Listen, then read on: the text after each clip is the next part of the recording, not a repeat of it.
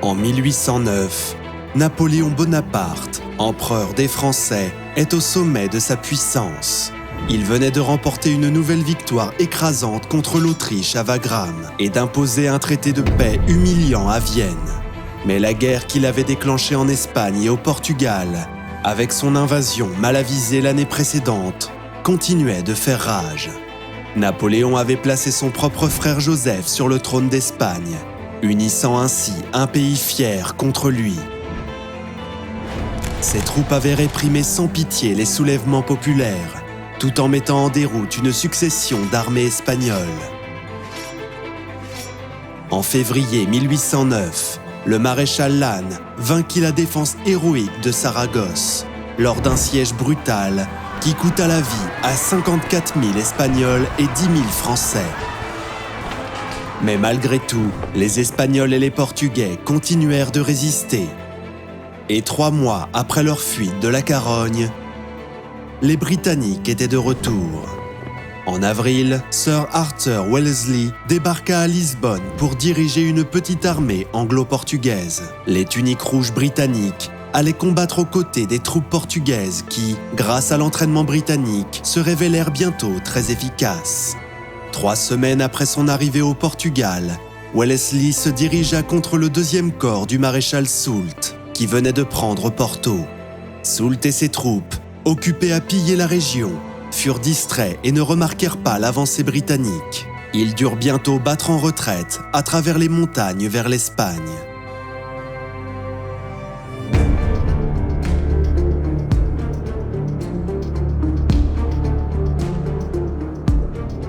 Après avoir sécurisé le Portugal pour le moment, Wellesley planifia une campagne conjointe avec le général Cuesta, commandant de l'armée espagnole d'Estrémadure.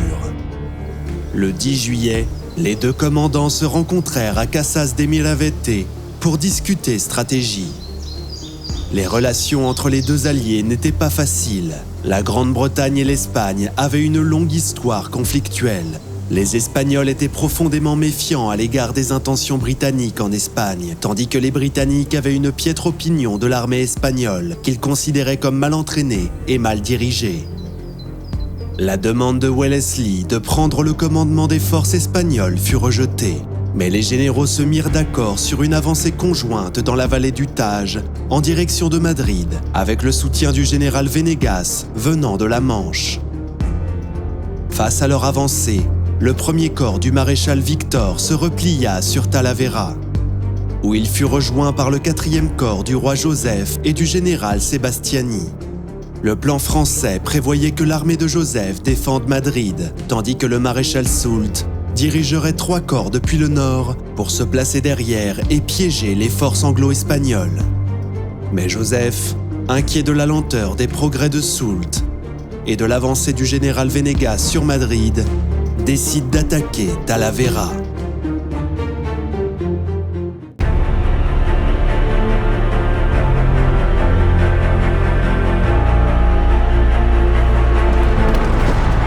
La bataille de Talavera vit l'infanterie britannique résister à l'assaut français. Elle tint bon et repoussa l'ennemi avec des tirs de mousquet disciplinés et des charges de baïonnettes. Talavera fut une petite bataille comparée aux grands affrontements qui eurent lieu cette année-là en Autriche.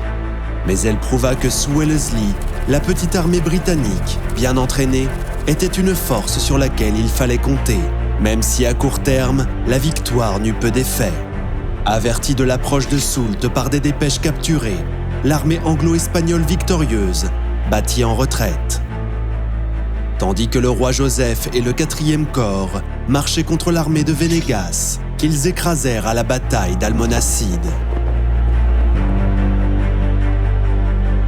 Cet automne-là, la junte suprême de Séville, le gouvernement effectif de l'Espagne libre, leva 2 nouvelles armées pour tenter de nouveau de libérer Madrid, prévoyant de converger vers la capitale par le nord et le sud.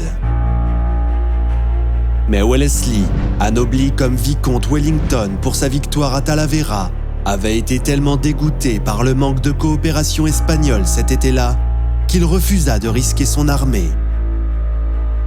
Comme on pouvait s'y attendre, les armées inexpérimentées de l'Espagne connurent un désastre. À Ocaña, elles subirent leur plus grande défaite de la guerre lorsqu'une force plus petite sous le commandement du maréchal Soult mit en déroute l'armée espagnole, faisant 14 000 prisonniers et 50 canons. Une semaine plus tard, l'armée de gauche fut lourdement défaite à Alba de Tormes.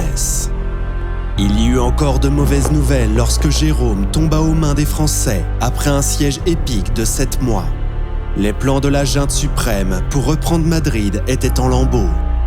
Et le sud de l'Espagne était désormais largement ouvert aux troupes françaises.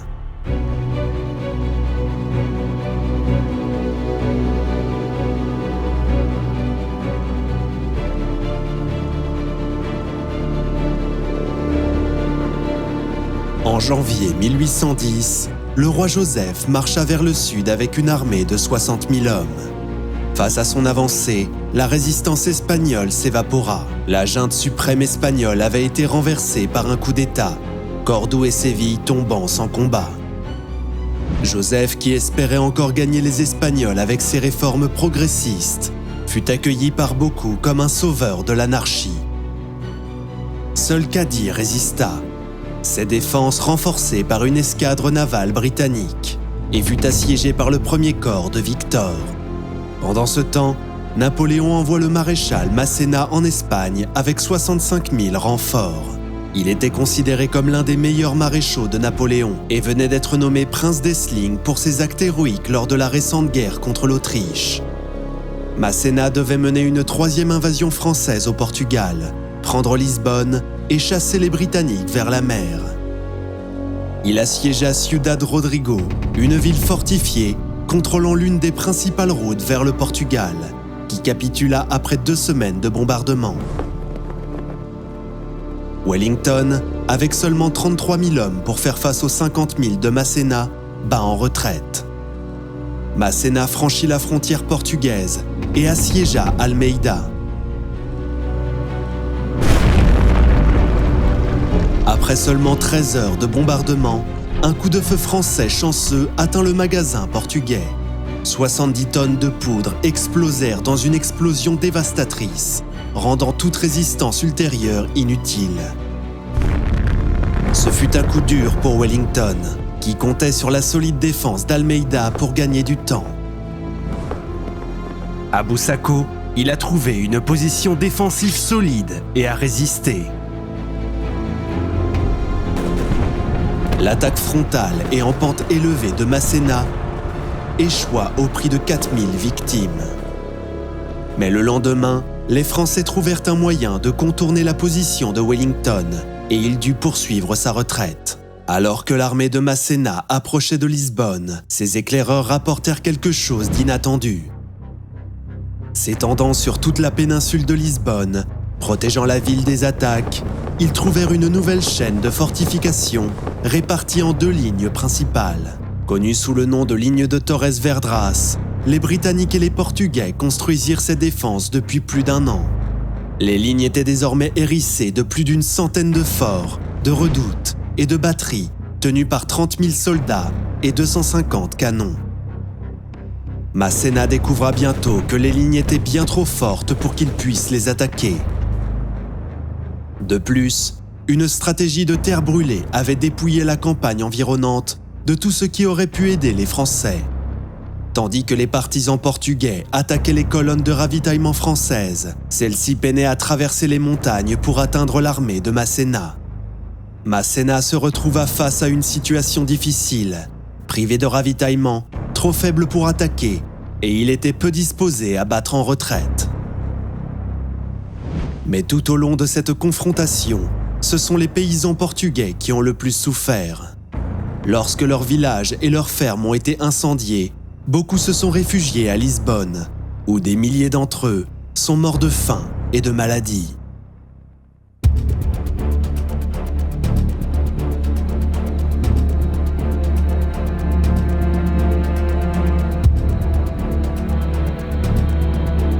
De retour en France, Napoléon était préoccupé par son divorce avec l'impératrice Joséphine, puis par son nouveau mariage avec l'archiduchesse Marie-Louise, fille de l'empereur d'Autriche. Elle attendait désormais leur premier enfant.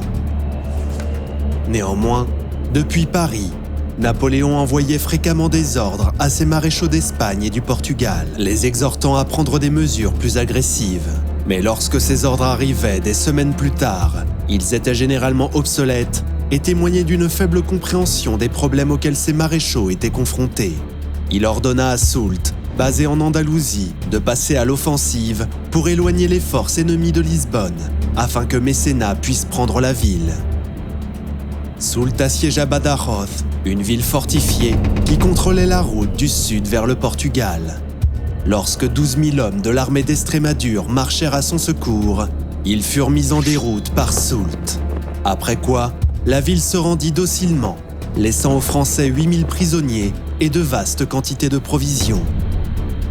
Ce fut un nouveau coup dur pour les forces armées espagnoles, mais fait remarquable, malgré de tels désastres et leurs nombreux généraux maladroits, les armées espagnoles restaient prêtes à se battre, le courage de leurs soldats restant intact.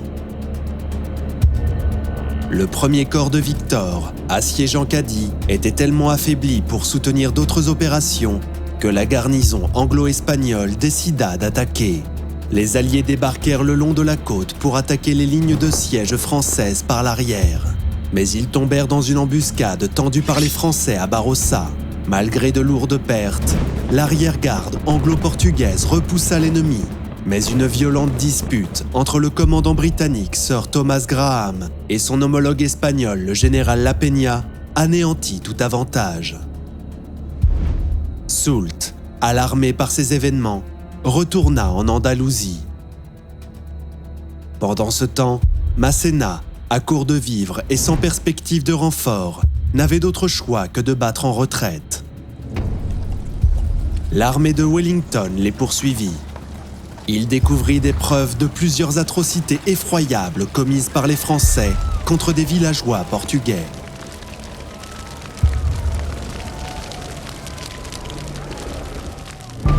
Des batailles acharnées eurent lieu avec l'arrière-garde française, brillamment commandée par le maréchal Ney, jusqu'à ce que celui-ci soit limogé par Masséna pour avoir critiqué son commandement.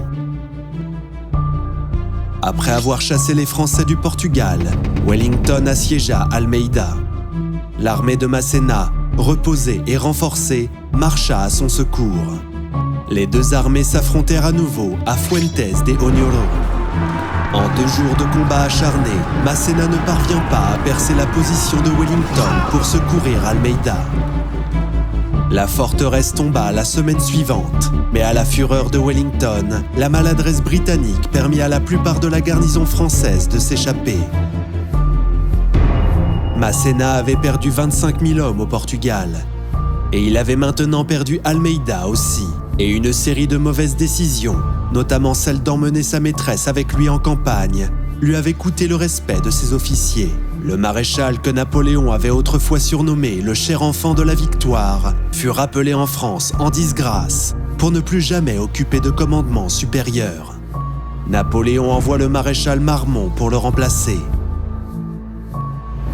Pendant ce temps, le maréchal Beresford, commandant britannique de l'armée portugaise, fut envoyé pour reprendre Badajoz avec 20 000 soldats britanniques et portugais.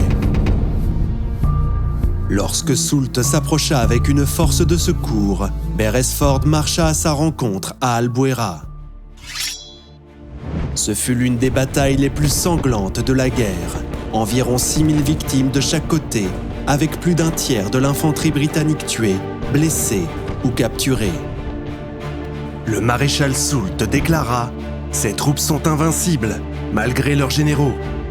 J'ai toujours pensé qu'ils étaient de mauvais soldats. Maintenant j'en suis sûr. J'avais tourné leur droite, percé leur centre, et partout la victoire était mienne. Mais ils ne savaient pas fuir. » Soult avait été arrêté, mais il était déterminé à sauver Badajoz. Le maréchal Marmont, fraîchement arrivé, vint à son secours et ils avancèrent de nouveau. Cette armée combinée a forcé les Britanniques à abandonner le siège. Mais lorsque Wellington se retira dans une position défensive solide de l'autre côté de la frontière portugaise, Soult et Marmont ne le poursuivirent pas. Les commandants français en Espagne avaient appris à respecter à contre-cœur Wellington et la stabilité de ses troupes. Pour l'instant, la guerre en Espagne était dans l'impasse.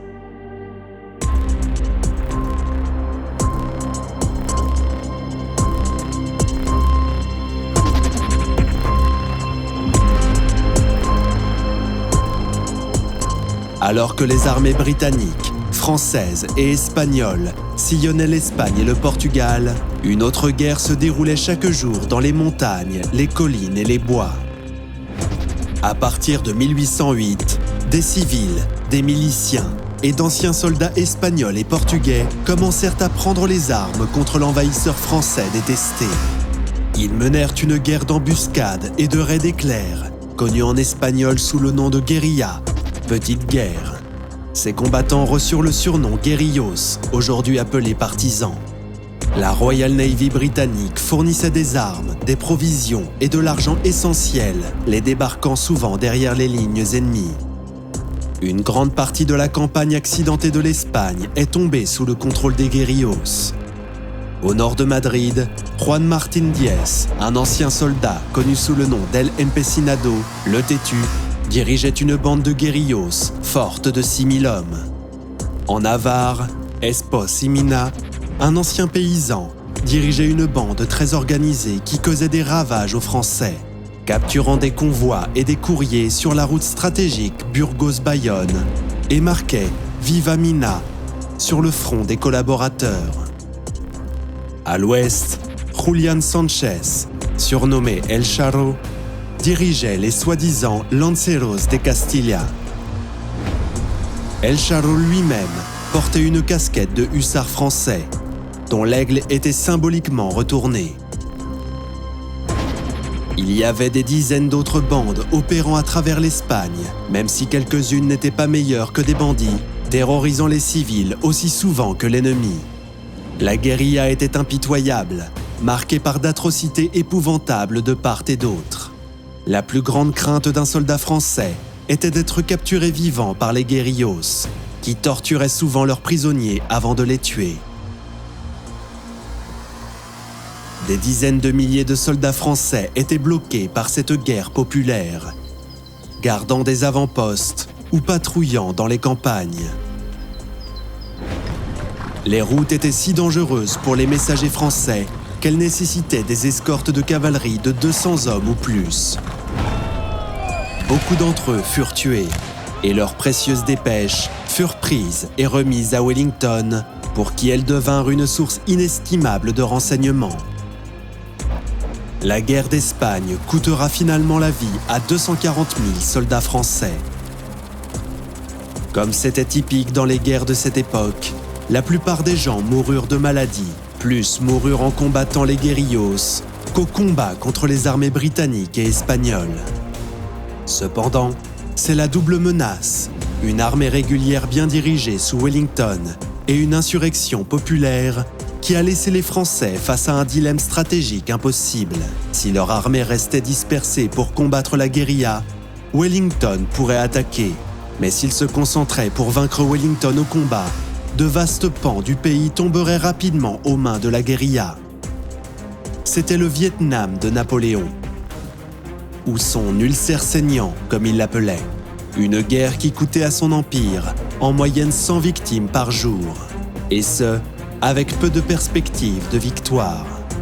1812, alors que Napoléon lançait sa gigantesque invasion de la Russie, Wellington et les guerrillos lancèrent leur propre offensive, qui allait bouleverser la guerre en Espagne.